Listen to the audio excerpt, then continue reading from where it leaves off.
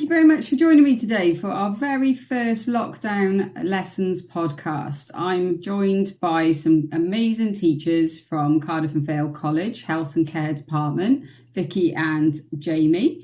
Would you both like to introduce yourselves? I'm Vicky Jenkins. I am the course manager for Level 2 and Level 3 Health and Social Care in the Cardiff City Centre campus. And I'm also the digital leader for the Health and Social Care Department. Well, Health and Care Department, sorry. And I'm Jamie Evans. I'm the course tutor for Level 2 Childcare at the City Centre campus. So I work for the Health and Care Department also.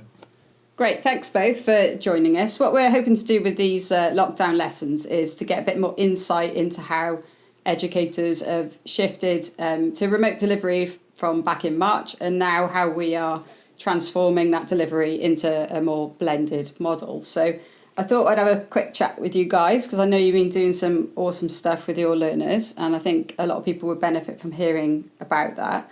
So just kind of want to have a look at how you made that shift back in March, if you can kind of cast your memories back to back then. How did you make that change? And did you need any training to do that? And what you found worked really well, and also what didn't work well, because I think that's really important as well. So I don't know who wants to go first. Jamie, do you want to go first? Yeah, sure. One of the biggest things for me when I first moved online was just making sure that both us as lecturers and the students had a space to learn and a space to work within their home, because obviously they're in the house all day, every day. I think making that distinction between where you learn and where you relax was really important. So for me, I had a particular space that I would always work in, and then obviously promote the idea of taking a break. It's very easy for us as lecturers and for learners to just continue that long sort of stream of learning all the time. So it was really important for us to just take breaks. I sent out a step-by-step guide for the learners when we first moved over back in March, quite clearly how to get onto Teams, because even though we had those functions, I don't know how often we actually used Office 365 to the capabilities we're using them now. So a big part was just getting the learners ready. I spent a couple of sessions showing them the functions of Teams, but also showing them how Office integrates itself. So how we can use OneNote to support Teams, and how all the applications really cross over. I think that was a big part for me, because what I had to consider was that some learners had laptops and that was easy for them to get home and log on, but some didn't, and some were heavily reliant on smartphones. So it was finding really strategies for learners to still take part in live lessons that may not be able to just download a document from Teams and edit it in Word. So often what we would do is, or when I was planning, was create, if I was doing any worksheets or activities, create them in a way that was very easy to replicate on pen and paper. And then those learners were able to do that and then take photographs of their notes and either send them to me or put them on a OneNote platform. So some of the biggest ways really for me was just getting the learners prepared and making sure my activities fitted the needs of both laptop users and smartphone users, because ultimately not all learners had them. That was one of the sort of big parts for me. What about you, Vic? Was it a similar kind of process? It was a similar process. Jamie is one of the strongest digital users in our department, really. He's very up to date with all the digital aspects of everything. So he really took well to it. And then from my point of view as a digital leader, I had a lot of staff, more than students, who were unsure about how to use certain tools and techniques that they could find. And there was a lot of panic, I think, initially, but actually our department really bought into it, and they've actually really adapted very well. And one of the best things to come out of this is the fact that so many of our department staff who previously shied away from technology are now embracing it as a part of their lesson on a day-to-day basis. And everyone, I know that should we, God forbid we do, but should we go back into a second lockdown, those people will just continue as they are and they'll do really well. And we did have initial teething problems, as you always do. I don't know how to do this, I don't know how to do that. And to solve the problem, people would email me, so I then would make them call me on Teams, and I could talk them through in an almost live learning session rather than try and explain back to them in writing. It was just easier to do it. And then I have a policy which is each one teach one. So once I've taught somebody how to do something once, they then have to teach somebody else. So if they go, good. I don't know how to do it, I'm like, that's fine, but I've just shown Jamie, so go and ask Jamie and Jamie will teach you. And then it turns everybody into a bit of an information delivery person rather than just all the questions coming to me. So each one teach one is definitely a technique that we embraced this year. I really like that approach. That's really good. So how do you think the students adjusted to the change? I think we were really lucky. I think our students did very well. Academically, pastorally, it's not quite the same. Yeah. I think we do lose a bit of our relationship with them. And I think that's probably one of the hardest things I've noticed coming back this year, not having the same students from enrolment to induction with me all the time, that I haven't built those relationships to the same degree as I normally would have by now. But I'm trying to find ways around that. And video chats I find are really helping because they're so quick to come on and just turn their camera off. And then there's some students, and I don't know what they look like because I only ever teach them online and they never have their camera on. So I'm like, that you could stand those students in front of me and I still wouldn't be able to pick out which ones I teach. So the use of cameras is actually really helping for me and them. And it is a bit more of a human element to it than just talking to a black box. Yeah. I suppose it's just building their confidence to do that. Jamie, Are you finding a similar thing as well? Yeah, I think one thing that I think maybe took for granted was how much we assume learners know about using technology. Well, in actual fact, they're very good at social media and logging onto Facebook and using Snapchat. But if you ask them to open up an Excel document and maybe move the cells around and change things around, they're actually not as competent digitally as we assume they are. I think actually learners need a lot more training in using some of the digital platforms we use. As to what I think assume they need. I think they sometimes need that bit more. We just make the assumption they know when actually a lot of the time they're better at just using social media.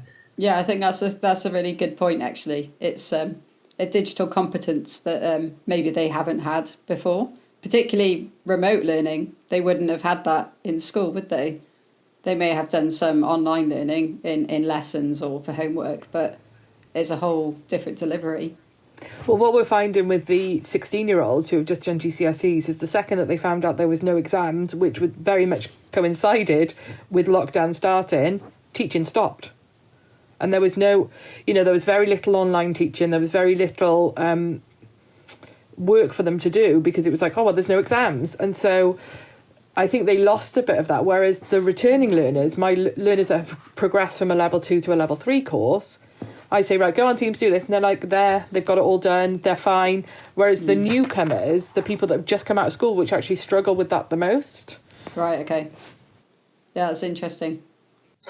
I mean, I find from my point of view, like delivering a live lesson is very valuable as opposed to just uploading assignments all the time and just saying, right, get this done in your own time. There's the PowerPoint. I think for us as tutors, it's not overly difficult to log on to the call with a group of learners in a chat and then have them participate live in the session where we're sharing screens or using things like Nearpod to have them control the slides in the PowerPoint.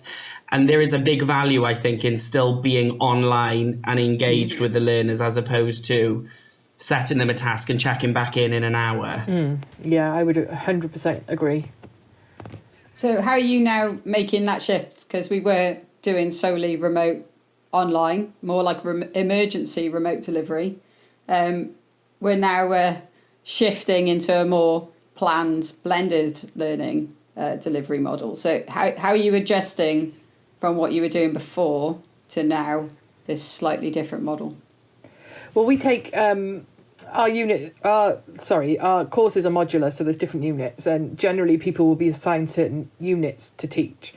And when we looked at who was going to be doing the online delivery, we tailored that around the units that would best transfer over to a blended learning or an online learning environment, because not all of them do take that step quite so easily. And it can be quite difficult to make the change. But we've used a lot of the blended consortium Okay. Online blended work to help support. So the people that are teaching face to face, we've then given them those resources to kind of build in a more technological aspect of their lesson as well. Mm-hmm. So we try and make it a kind of a combination of everything in all modules for all people, so that we're not using so it's not just Jamie teaches online and Vicky teaches in person. Everybody does a bit of everything, and there's a way to check in and check back on that. It's strange, I think, doing it both ways. I think that actually might have been a harder transition for us than just doing it online, because we had no other choice then. It was a case of, that is what we've got to do. If we want to get these learners through, and we want to get them finished, this is what we've got to do, adapt and overcome kind of thing. Whereas at the moment, it's a bit more of a complicated situation, because some are online and some are in person. And the learners, actually, some of them much prefer being online and some of them much prefer being in person.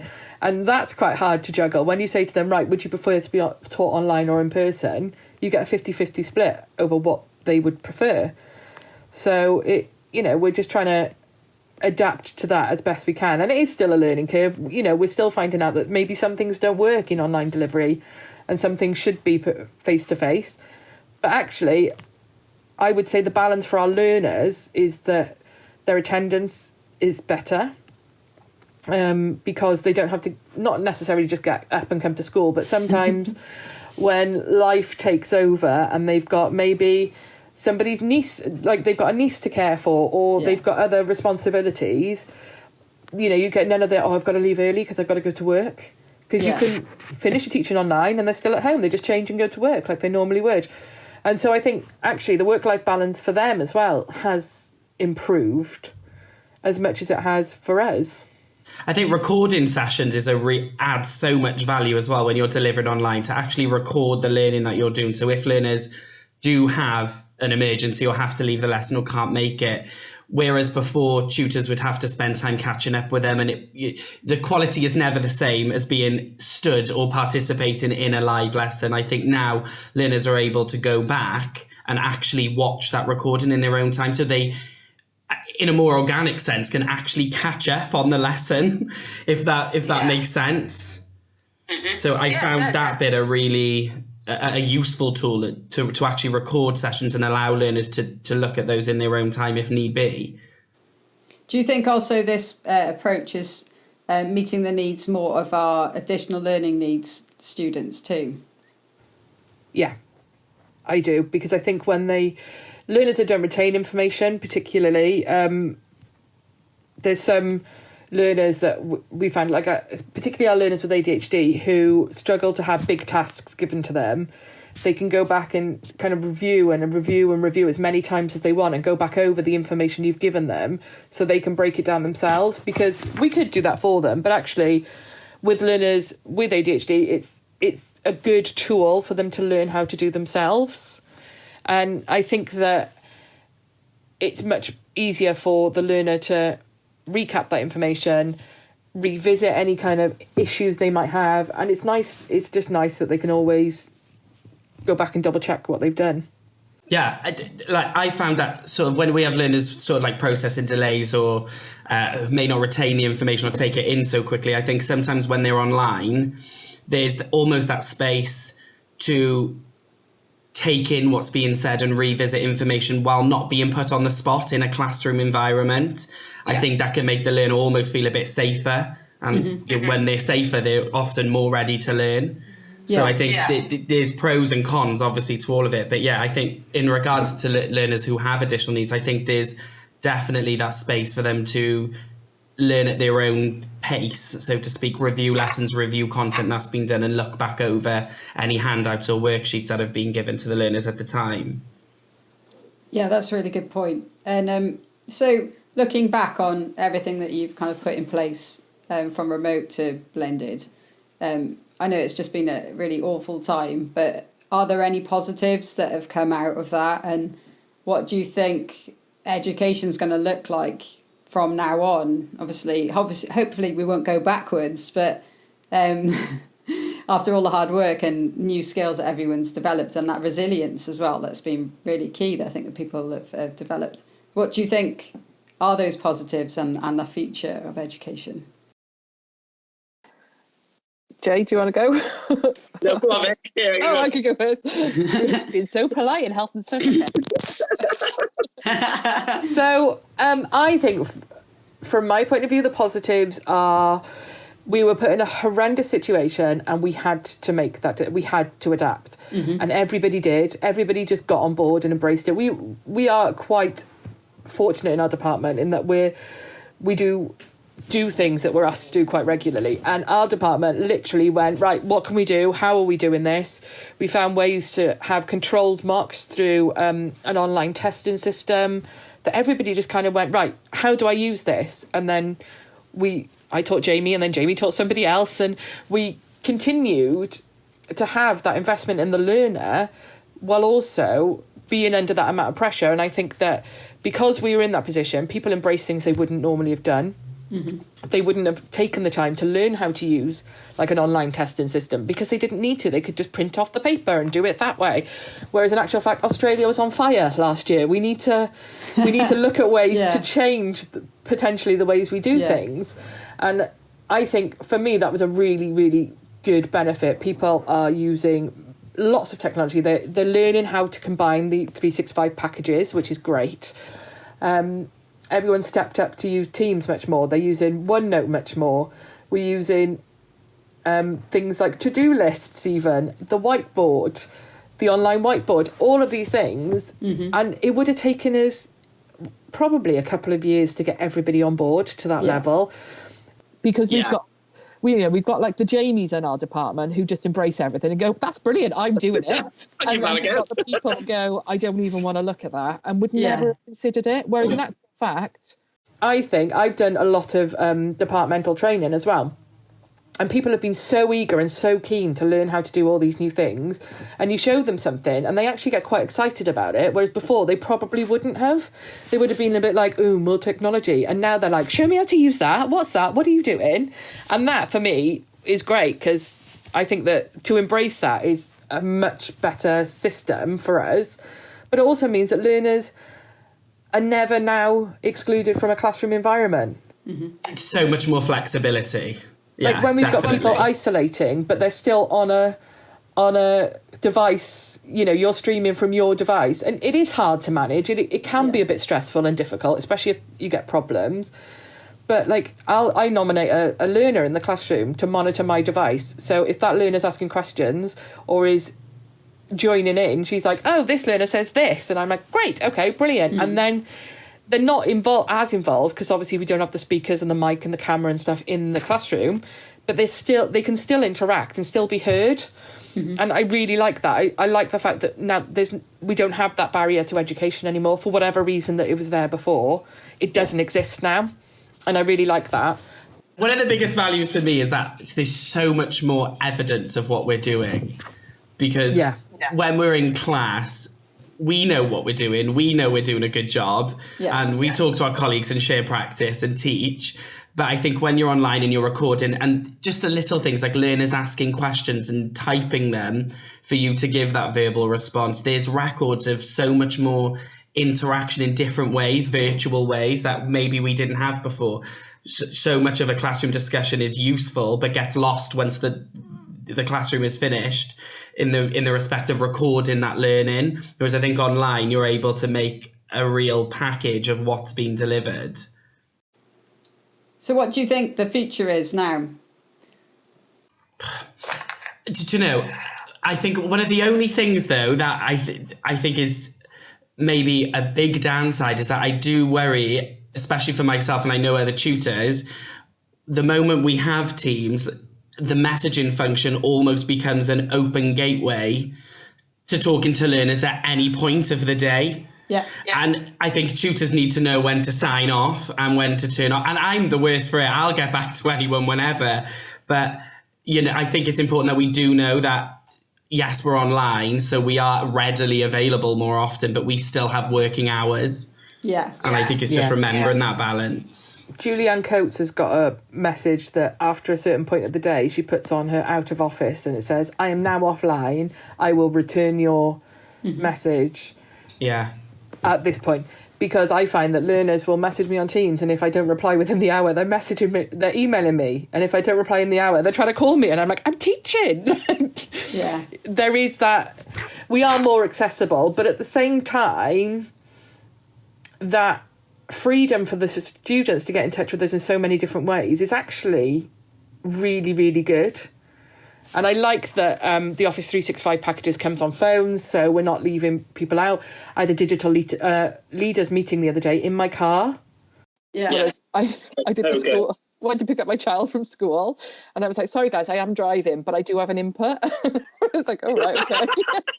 But you can adapt, and that, for me, that was great. It means that my child didn't have to walk home in the rain, and I could still be in this really important meeting and have something to say if I had something important to say. So I think that it's become a lot more fluid, but you are right, sometimes we need to learn to switch off. Yeah, manage expectations, I think, isn't it? It's kind of like setting that from the start.